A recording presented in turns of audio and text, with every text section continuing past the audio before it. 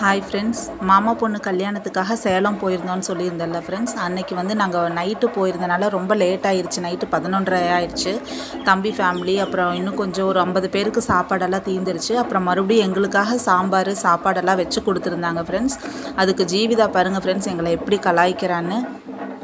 இதுதான் சொல்கிறது, படைக்கு முந்திக்கணும், பந்திக்கு ஐயோ தப்பு, சாரி, பந்திக்கு முந்திக்கணும், படைக்கு பிந்திக்கணும். என்ன சாப்பிட்ற? சட்னி சாம்பார் தாண்டி இருக்கு. சாப்பாடு சாம்பாரா?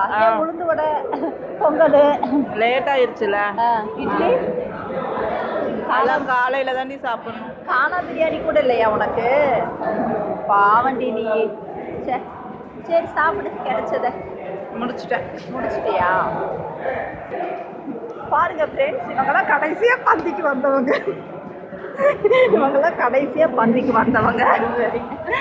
இவங்கெல்லாம் நம்ம சப்ஸ்கிரைபர் தான்.